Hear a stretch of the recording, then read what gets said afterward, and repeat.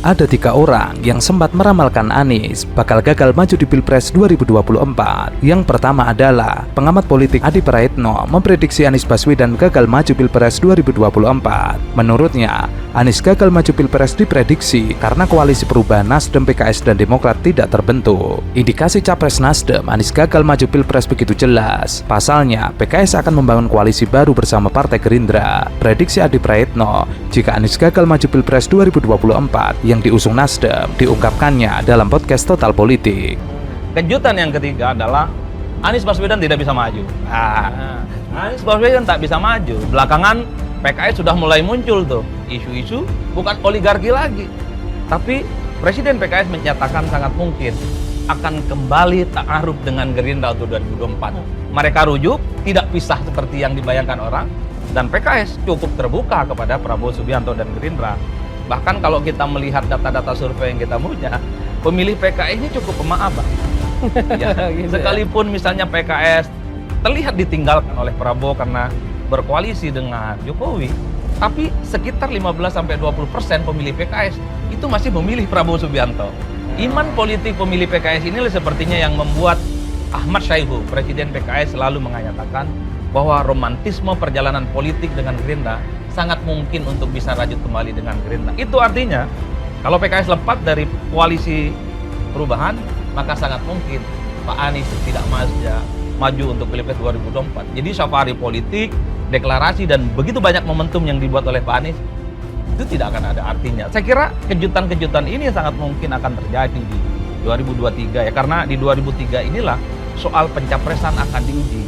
Kira-kira siapa yang sebenarnya secara definitif diiringi oleh Tanjidor, diiringi oleh Marawis, mereka mendaftarkan ke KPU dan definitif ditetapkan sebagai kandidat capres. Safari Anies bersama Nasdem ke banyak daerah akan sia-sia dilakukan. Ia mengatakan jika PKS akan kembali berkoalisi dengan Gerindra, realitas ini dibuktikan dengan ditundanya deklarasi Anies sebagai capres. Yang kedua adalah mantan politikus Nasdem. Ia merasa ragu Anies Baswedan bisa melaju menjadi calon presiden, sebab menurutnya ada hal yang belum selesai yang masih diperdebatkan hingga saat ini. Ia mengatakan terus terang konsistensi mengharapkan Anies itu tetap maju sebagai capres. Soal menang soal lain terus terang masih ragu-ragu. Menurut Zulfan, perdebatan itu seru dan tajam. Dalam perdebatan itu disebutnya masing-masing pihak menyampaikan pandangan terkait persoalan bangsa. Zulfan berharap koalisi tidak hanya bicara siapa capres dan cawapres semata, melainkan juga persoalan bangsa. Ia menyebut dari sejumlah koalisi yang saat ini terbentuk, belum ada yang fokus membahas visi misi membangun bangsa negara. Zulfan juga menyampaikan Anies menganggap visi misi bukan hal yang penting. Zulfan mengatakan menurut Anies yang terpenting adalah rekam jejak. Yang ketiga adalah Hasan Nasbi. Anies Baswedan dan juga Muhaimin Iskandar telah resmi mendaftar sebagai pasangan calon presiden dan calon wakil presiden.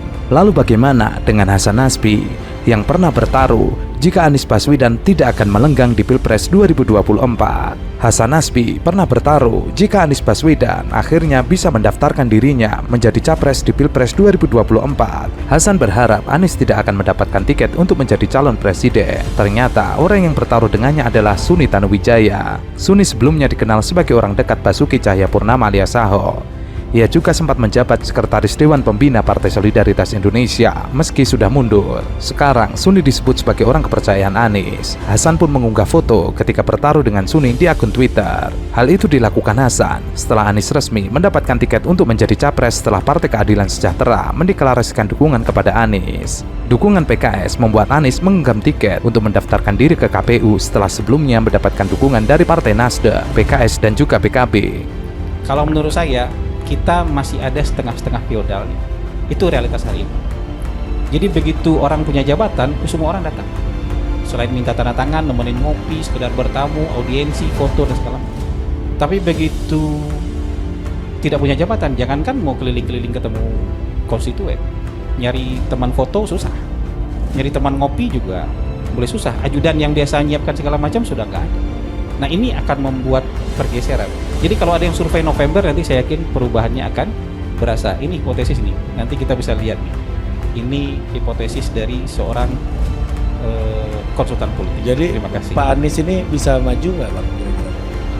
Ya gitu aja nih pertanyaan. Ini saya konkret. bilang, kalau mau jadi capres berat, dari semua sisi kalkulasi matematikanya susah.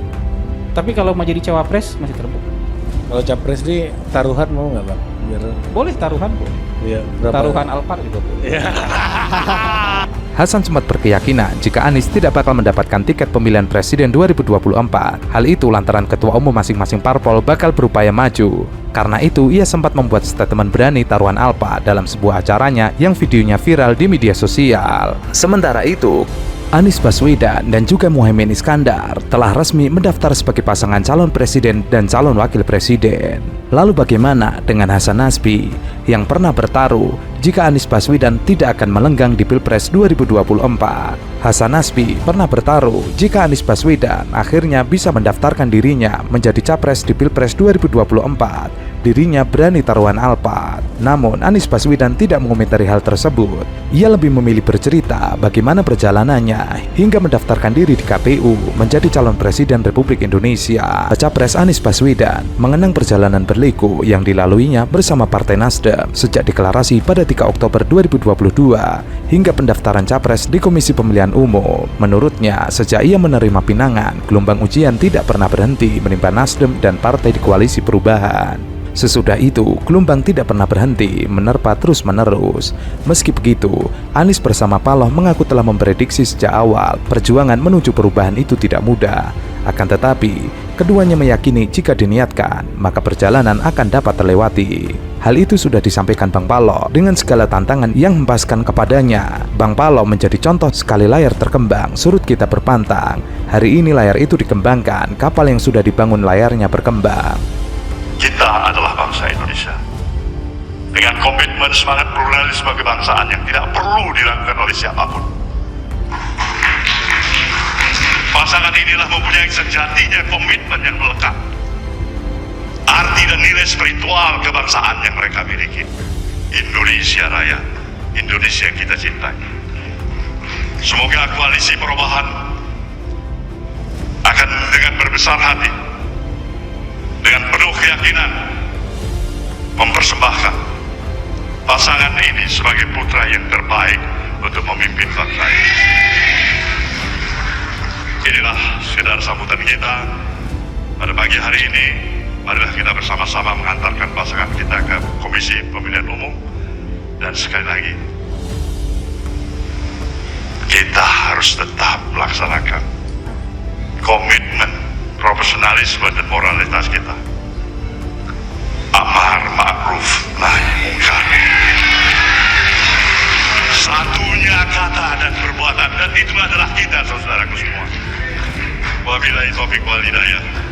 Wassalamualaikum warahmatullahi wabarakatuh. Karena itu, usai pendaftaran di KPU, Anies mengatakan koalisi perubahan akan memasuki babak baru. Menurutnya, tantangan tersebut tidak sebanding dengan harapan perubahan yang digantungkan masyarakat kepada koalisi perubahan. Insya Allah ini menjadi pelajaran dan hikmah Indonesia ke depan. Indonesia politiknya dipercaya. Insya Allah kapal ini akan berlayar dengan layar terkembang, akan berangkat menuju Indonesia yang lebih adil, menuju Indonesia yang lebih makmur, dan menuju Indonesia yang lebih sejahtera.